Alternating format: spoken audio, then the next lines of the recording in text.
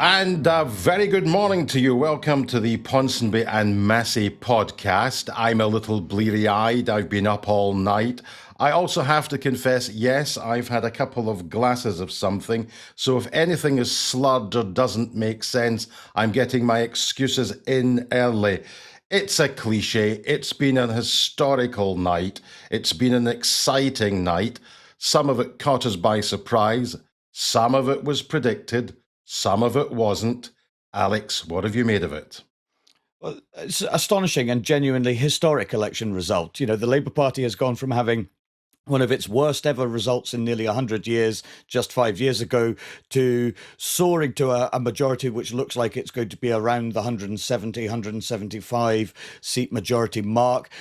Correspondingly, the SNP has had a truly disastrous evening in Scotland, losing around 75, 80% of its seats. The Conservatives have had as bad a night as we predicted, but it's been bad in interesting ways. Reforms advanced, particularly in England, but also playing a role and influencing some of the individual constituency results here in Scotland has also been fascinating. The Lib Dems have run a remarkable campaign that seems set to deliver them one of their best results in decades.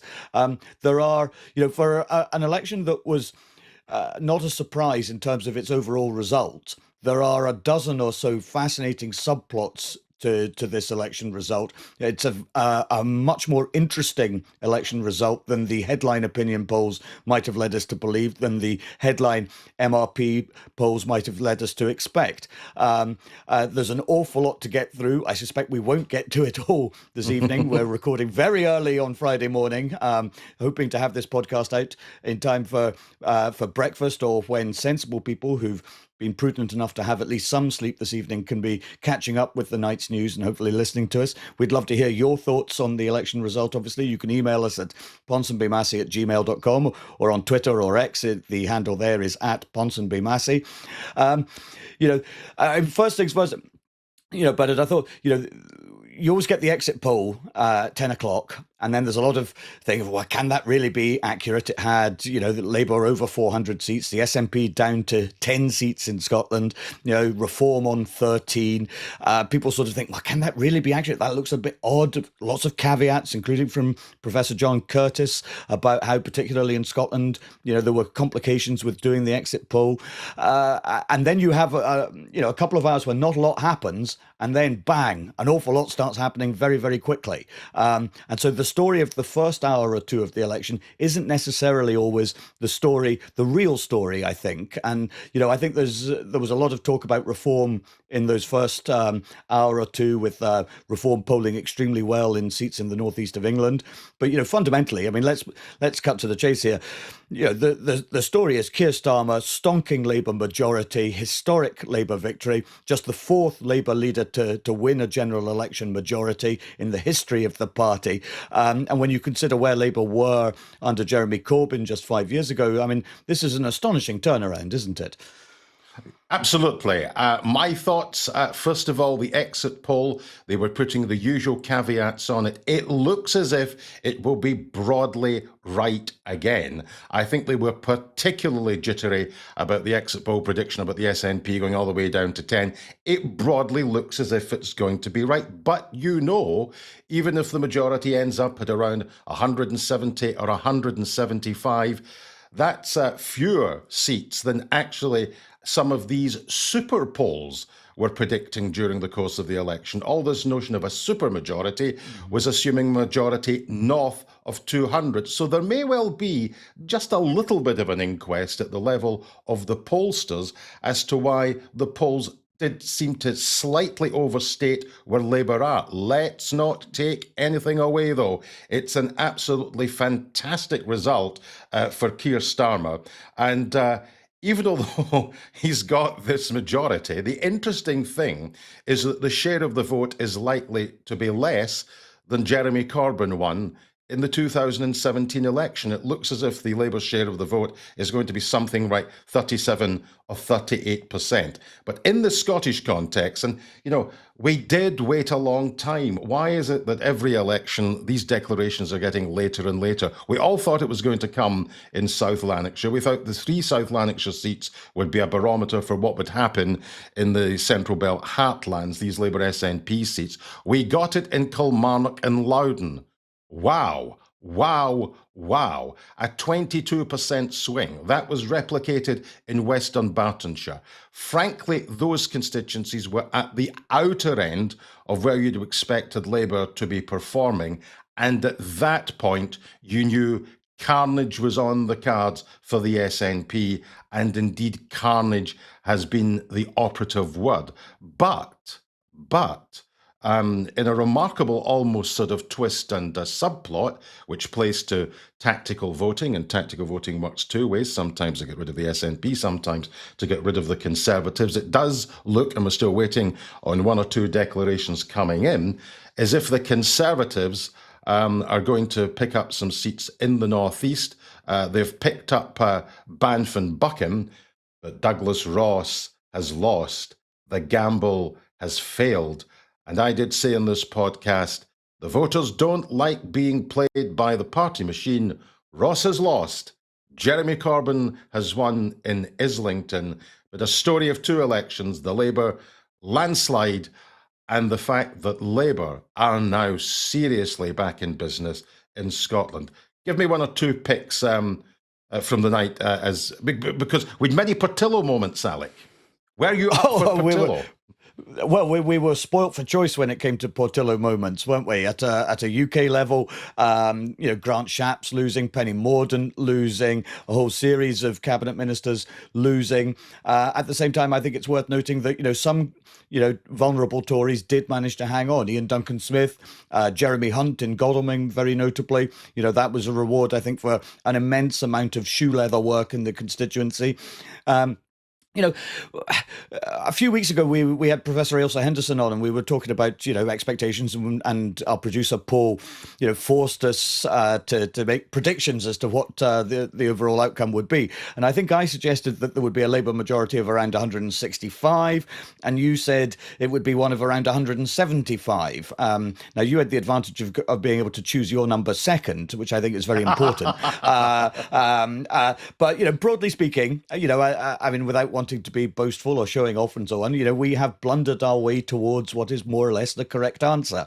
A lot of things. I mean, the SNP, I thought the SNP vote would be more resilient. But, across, as you say, when the Kilmarnock result came in, you thought, well, this is going to be very, very bad for the SNP. When word came that the vote in Dundee Central was going to be quite close, that was clearly an indicator that this was going to be a very, very bad night for the SNP. Now, the Nationalists held that seat, but the mere fact that Chris Law's seat was ever open to question was an indication of how bad it was going to be for the SNP. And sure enough, they have essentially been wiped out across the central belt of Scotland. They've lost every seat in Glasgow. They've lost all their seats in Edinburgh.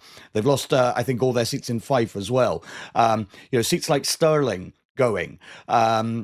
Even the Aberdeen seats, heavily reduced majorities. You're absolutely right, of course, to point to the Conservatives and Douglas Ross losing Aberdeenshire North.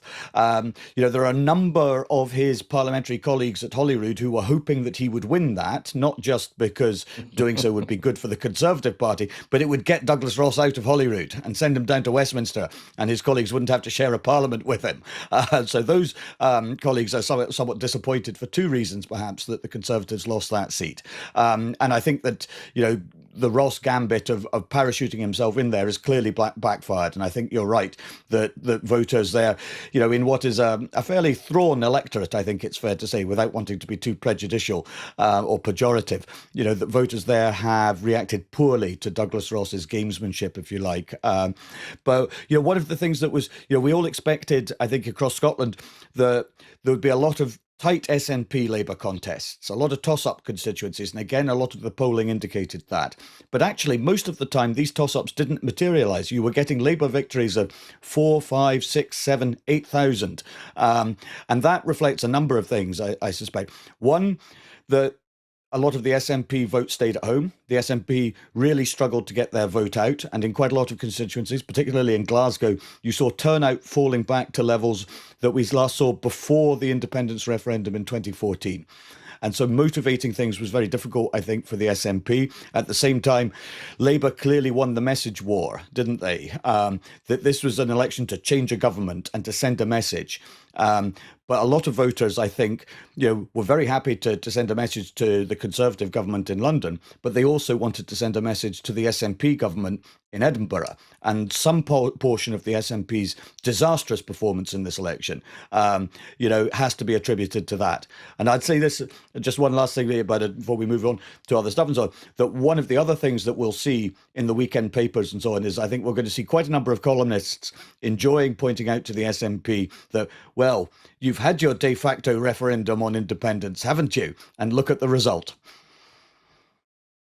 Indeed. I think the truly astonishing thing in these Central Belt battlegrounds, I mean, on this podcast, we've pointed out to listeners and viewers, there's really two distinct battlegrounds in Scotland. There's the Labour SNP war in the Central Belt, and then there's the North and North East and the borders, these Conservative SNP seats, where the dynamics are completely and utterly different. But, when I was looking at the swings that Labour needed in order to win some seats, I could see that they could pick up quite a number on the basis of the Conservative vote, which last time around was 25% across Scotland. It's going to be nothing like that this time, probably going to hurtle to something around the 14 or 15% mark.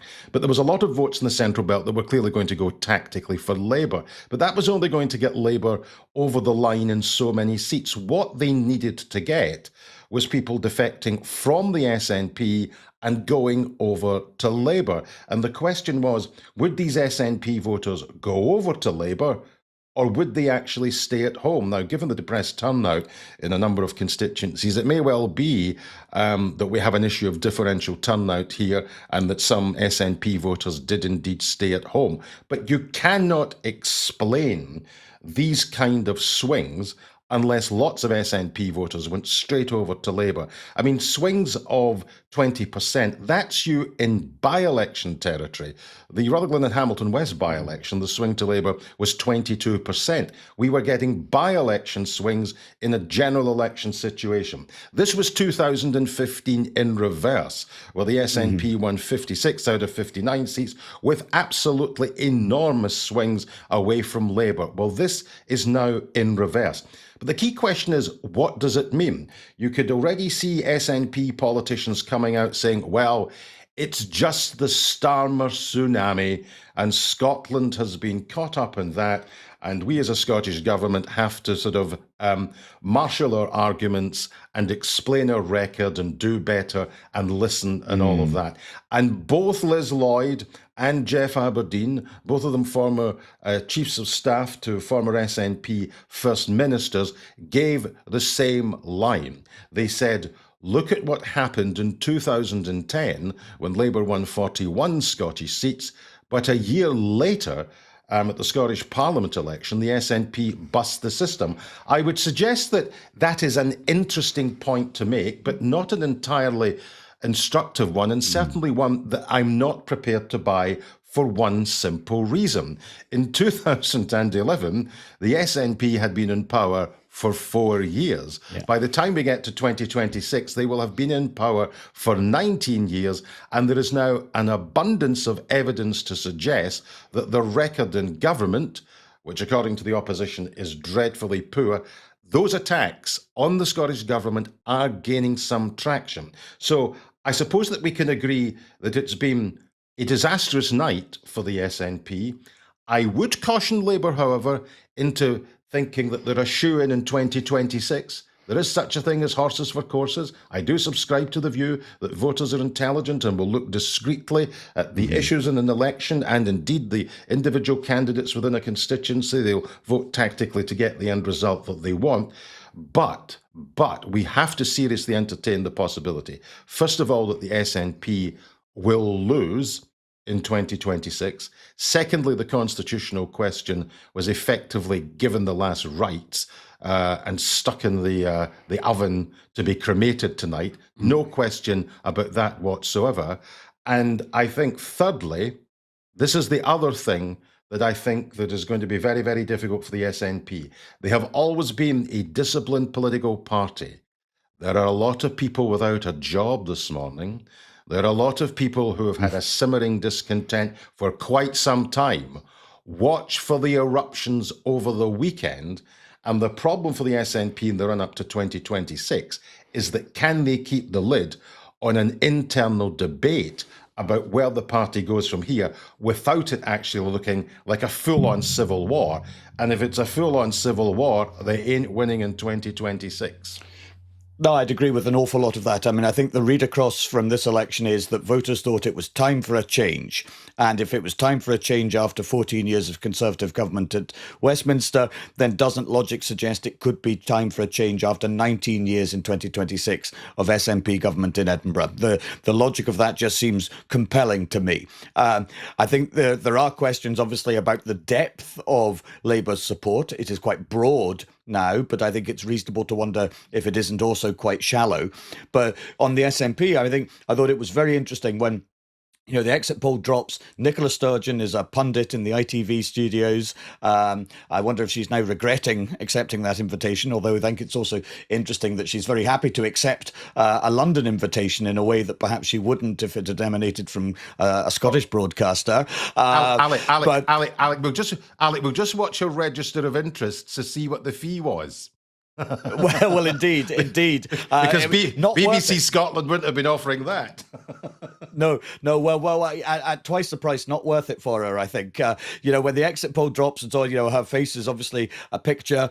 Tom Bradbury of IT Ed goes to her and sort of says, well, this is it, you've done it, and then it's put to her you'd made independence, page 1, line 1 of the SNP manifesto. And the voters have returned a verdict on that, haven't they? And what Nicola Sturgeon said was very interesting. She effectively threw John Swinney under the bus. She said, well, actually, I'm not sure that we did talk about independence properly. We didn't pursue it with our, 100% conviction. If we'd made a better case for independence, we would have had a better election result. Now, that is obviously from a nationalist point of view, a tenable proposition. It is something that people on other parts of the Yes movement who aren't necessarily paid up supporters of Nicola Sturgeon would doubtless agree with. But I think from the point of view of the median Scottish voter, that is a complete misreading of the situation and the meaning of this election result. If anything, I think the SNP's message on this in this election about independence struck voters as delusional. I think they thought, why are you talking about this? We're not all that interested in it. We don't. We're not champing at the bit for a referendum next year or even the year after it and so on. We don't think that independence is a runner right now. And yet here you are talking about it. And it's always a mistake, I think, for political parties to talk about the things they think are important rather than the things that voters really want to talk about. And if you try and persuade voters that, for instance, there is no difference between, or no substantial difference between a Labour government and a Conservative government, voters are going to look at you and think, what on earth are you talking about? Do you think we're idiots? And I think that is a problem for the SNP. That's not to say that they can't recover to some degree in 2026 for the Holyrood elections. But what we can say with certainty, I think, is that an SNP, it doesn't matter what support for independence is. If support for the SNP remains below 40 or even 35% of the electorate, then it is simply impossible for independence to be achieved. And so in one sense, closing that gap is a real challenge for the SNP. But doing so without alienating the people who are opposed to independence is the other side of that knife, if you like. And that is, so heads they win, but tails they lose. And it's very difficult for them to square that circle, if that makes sense. And so the SNP are in a really difficult position, I think, in terms of where do they go next.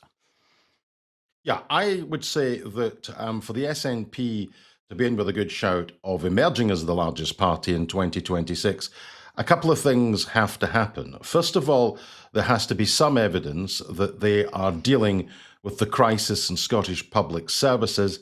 That in part, not wholly, but in part is governed by money, and that in part will be governed by what the new Labour Chancellor does in London.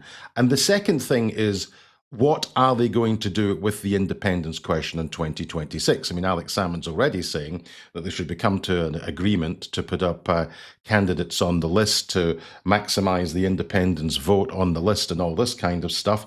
The SNP have to decide what they're going to do with the independence question, and they have to work out what they're going to do fairly quickly. They can't be debating this in a year and a half's time. But the second thing is it's how that debate within the party is going to play, because there are a lot of people, pretty senior people, like Joanna Cherry and Stuart MacDonald, we've mentioned both of these people before, who are now a bit freer to say what they really think in public. And there is a danger that rather than get a reasoned debate where they decide what they're going to do with the independence question ahead of 2026, that it just disintegrates into a civil war.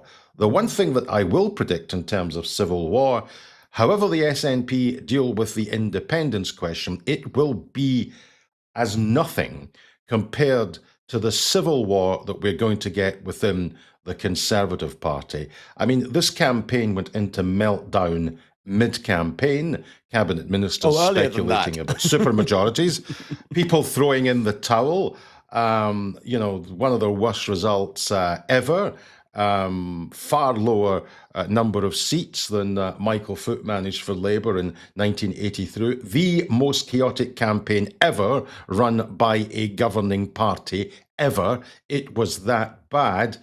And because of the reform dynamic, and they've got MPs in the House of Commons as we speak, they will try and drag the Conservative Party to the right. And we could see very early on, one of the first people to lose in Swindon North, Robert Buckland, saying, we have paid a price because we haven't dealt with effectively the lunatics within the Parliamentary Conservative Party and effectively attempting to appease Farage and Reform rather than taking them on. So I think there's going to be an unholy mess on the Conservative side of politics in the next couple of years. The question is whether or not that unholy mess will be replicated in Scotland with the SNP. But I absolutely agree with you.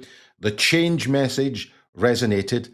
Doesn't really matter in a sense that they didn't really spell out in any great detail what sort of change they have in store for the country. But there is a sense that this was two governments and the electors have run out of patience with both of them. Yeah, I agree with that entirely. And, I think one of the questions, John Swinney, we'll come back to the Tories in a second, but I'll just ask you about John Swinney. I think people will say, well, yeah, the SNP's problems didn't begin with John Swinney. He's not really responsible for a crushing election defeat on this scale, but it is still a much greater defeat than anybody really expected, certainly greater than most of the opinion polls indicated was probable. And Swinney has to take responsibility for that, even if he isn't directly the cause of the SNP's difficulties. And so the question then becomes of, how long does John Swinney actually want to lead the SNP for? He continues to insist that he will lead the party into the Holyrood 2026 elections. Now, if the SNP were to win that, then he's thereby asking us to believe that he would be interested in being SNP leader until some point in the 2030s. Now, I don't know anyone at Holyrood who really believes that's the case. So the question of, well, the SNP's succession and on what timetable and with what end in mind and what means of progressing to that end becomes a live one, whether John Swinney likes it or not, whether it's fair or not. So I'd be interested in hearing what your thoughts about some of that is, well, some of those considerations, and then we can come back to kicking the Tories again. Well, I have to say that, let's put it this way. If Humza Yousaf had still been in post, we would be looking at a resignation this morning. Mm-hmm. We would be looking at a resignation this morning because there is no way that you could lead a political party for over a year and get down to this kind of defeat and soldier on. Because if you didn't resign, then some of your colleagues would be plotting to remove you. You're absolutely right to point this out. I actually hadn't thought about it. It raises the possibility of, does John Swinney go to 2026 and then beyond? given that it was pretty well known in the Holyrood village that he probably was looking to get out of frontline politics a couple of years ago. He basically took one for the party during this election. His entire leadership is about being taking one for the party. And I just don't see where the relaunch comes, where the branding comes that's going to connect them. Because, as I say, at the next election, they'll have been in power for 19 years, and nothing is going to happen, in my view, in the next 2 years, which is going to deal with the underlying crisis in our public services. So they have a pickle, as do the Conservatives. I mean, rather interestingly, 1997, when you had that Blair landslide of 175 seats, the Conservatives went all the way down to 0 in Scotland. That hasn't happened this time. The Conservatives have actually won seats, and we're still waiting on one or two declarations. It may well be by the end of the night they broadly end up with the total at the moment as we speak. Labour 37, SNP 7, Liberal Democrats 4, Conservatives 3, with 6 seats to declare. The Tories may well end up with what they had, in which case they will probably say, well, we kept our end up. We've held on to our 6 seats or whatever it is they end up with. The party down south have lost all of theirs. But the key thing is going to be the share of the vote at the end of the night. It is likely to be the lowest share of the vote for the Scottish Conservative and Unionist Party, perhaps ever. I would have to go back into the history books to check that one. But certainly in the post-war period, absolutely no question of it. And therefore the question is, given where Mr. Ross now is, which is on the verge of giving up the leadership, who would want it? Seriously? Who would want it? Because you're going back the way. There's no way you're going to remain as the official opposition at 2026. You've got a civil war down south, and there's always a sense in which there's cross-border contamination because you are the most unionist of parties. Quite seriously, you would have to be an idiot. You would have to be an idiot to want to lead the Scottish Conservatives into the 2026 election. Well, I mean, in fairness, that doesn't rule many of them out.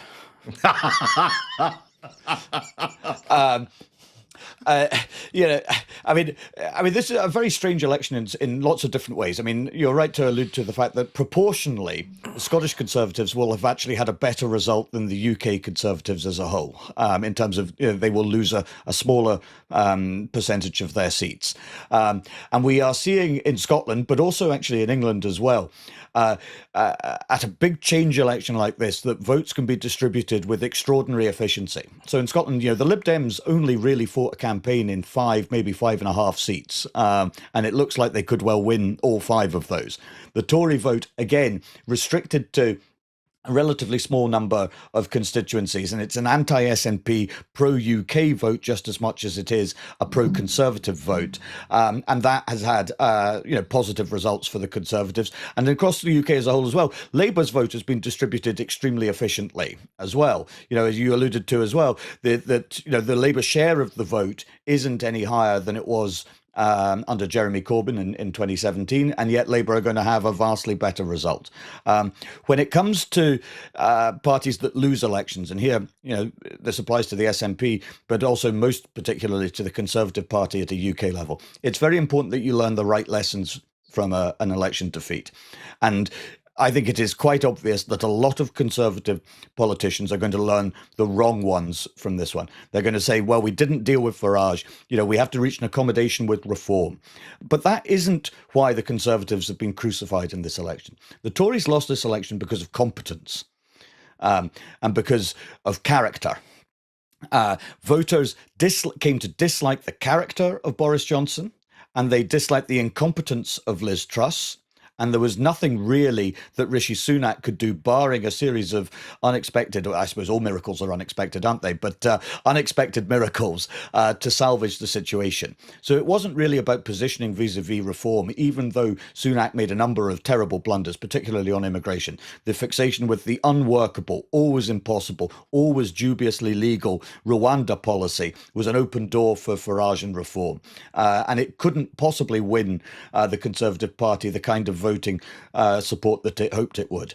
And so, competence, delivering the nuts and bolts of government is actually what voters notice and end up rewarding, or rather they punish the lack of it. They punish incompetence. And that's the real lesson from this election, I think, for the Conservatives. But it's one that will take them quite some time to learn. And the immediate temptation is, as I say, to have a sort of rapprochement with Farage. But that thoroughly, I think, misunderstands the reality of this election result, because the reform vote is many things. But one of the things it is most importantly is a sort of pissed off vote. Labour are going to win the election easily. I'm not that impressed by Keir Starmer, but I really want to send the Conservatives a message, so I'm going to vote Reform. And we saw even in Scottish constituencies, Reform picking up 2,000, 3,000, 4,000 votes, doing slightly better than would normally have been expected, I think, in Scotland. And so that's a degree of alienation, which is a challenge for all political parties.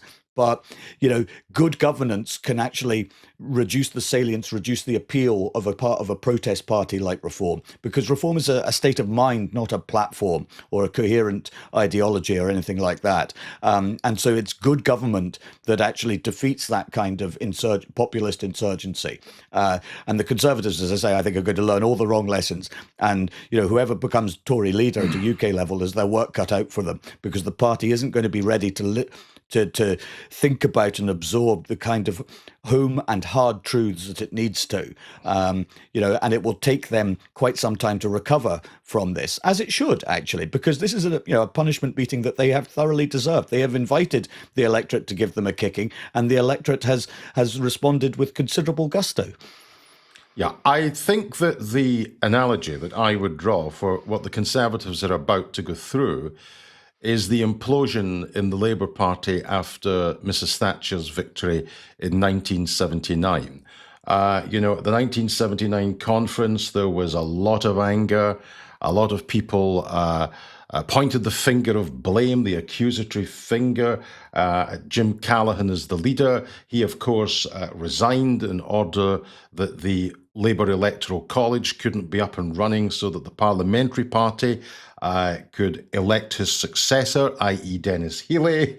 But by that time, the Parliamentary Party was in a febrile state. They ended up that they elected Michael Foot. The policy prospectus all went to the left. Tony Benn challenged Dennis Healey. There was all sorts of entryism from far left groups, including the militant tendency, and it went on and on and on. And, the consequence of that civil war for Labour was that 1983 was never on.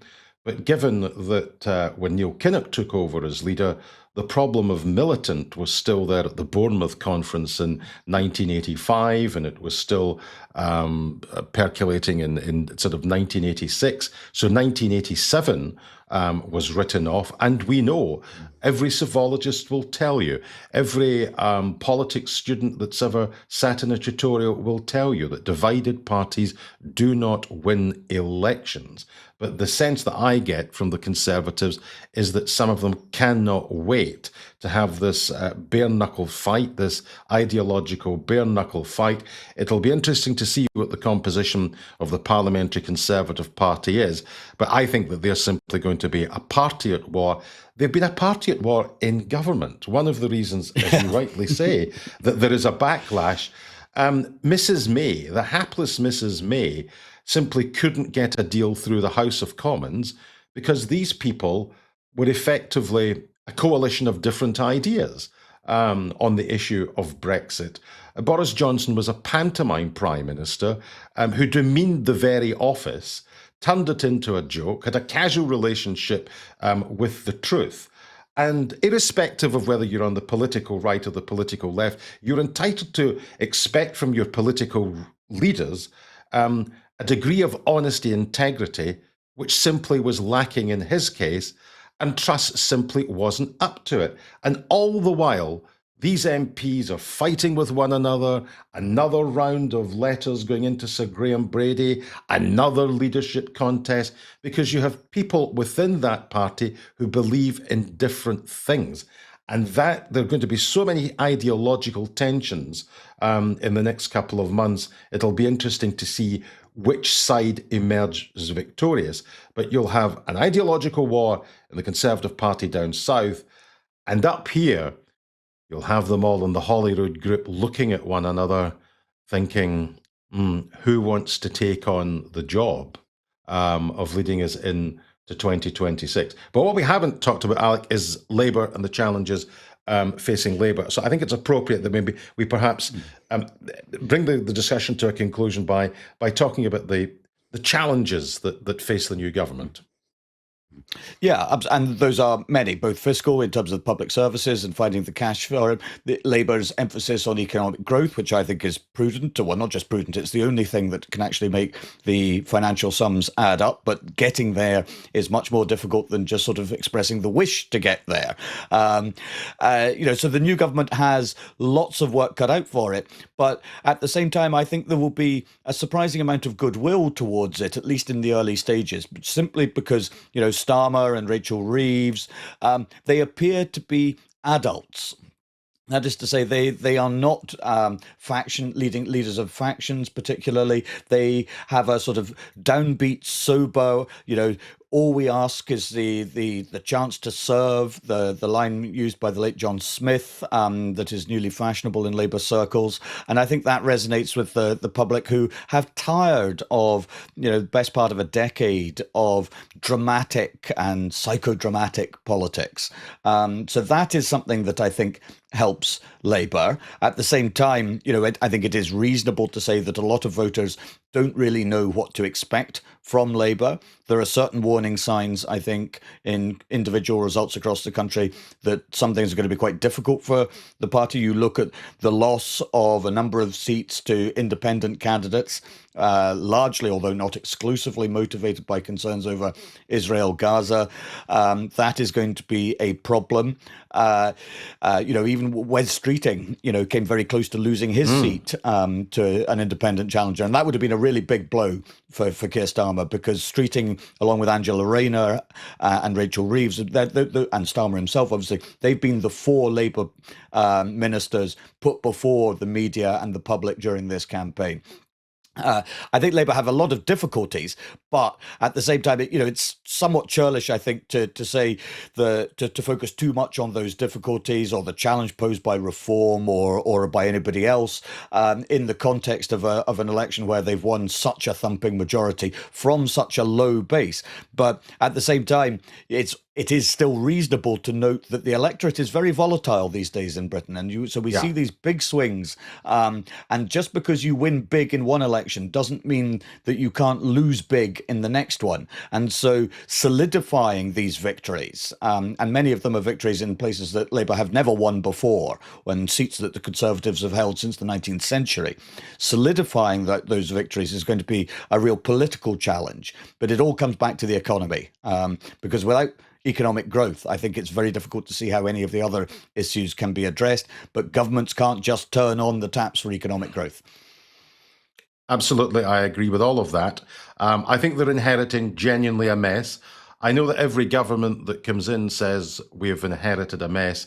This genuinely is a mess because, the levels of national debt are the highest they've been since the Second World War.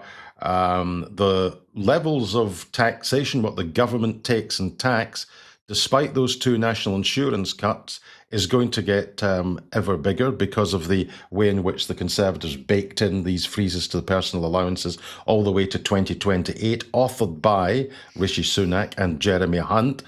So they have endowed the new Chancellor of the Exchequer with a real headache. And in the absence of any headroom in the public finances to address the issues in public services, you're absolutely right. Labour's entire strategy is to put all of their eggs in one basket, and that basket says economic growth. That's why they've been on the charm offensive, and they've got some pretty interesting and genuinely heavyweight figures in the business world talking to them, backing them, enthusiastically backing them during the election, because they know that unless they get economic growth, their room for manoeuvre for the entire Parliament is extremely limited. So they have big problems coming down the line. But they have one trump card, and that is that they have an opposition that are going to be very unruly. And even if the going gets tough for Starmer, and it will, I mean, he conceded that in the speech. We won and change, we will govern and change. Shades of Tony Blair in 97, we won as New Labour, we govern as New Labour. He knows that the honeymoon period for him is probably going to be shorter than it's been for other prime ministers. But I think that the Labour Party can take some comfort in the next couple of years that at the end of the day, the official opposition will continue to demonstrate that they are not fit to govern. Absolutely. And, a new dawn has broken, but it's also the case that at this time of year, has it not? A new dawn has broken, but it's also the case at this time of year, the nights are already drawing in, Bernard. They are indeed. Well, it's a lovely morning here in the West. The gods seem to be smiling on us. Look, a lot of fallout from these results, and we're going to talk about them quite a lot the next week. Yeah. Oh, we will have weeks and months of material as we, delve deep into the election results, into the meaning of the results, and consider the question of what's going to happen next, how the new government is going to approach its business. For a landslide election result, this has been an uncommonly interesting one, and for that, from a journalistic and podcasting perspective, if nothing else, we give thanks. But I think we should probably wrap it up there, because it's coming up for 7 o'clock in the morning on election on Friday. We are probably going to record, I think. Yes, I think we're going to record on Sunday. So please send us your questions. PonsonbyMassey@gmail.com, Ponsonby Massey on X. Please, please, please send us your questions.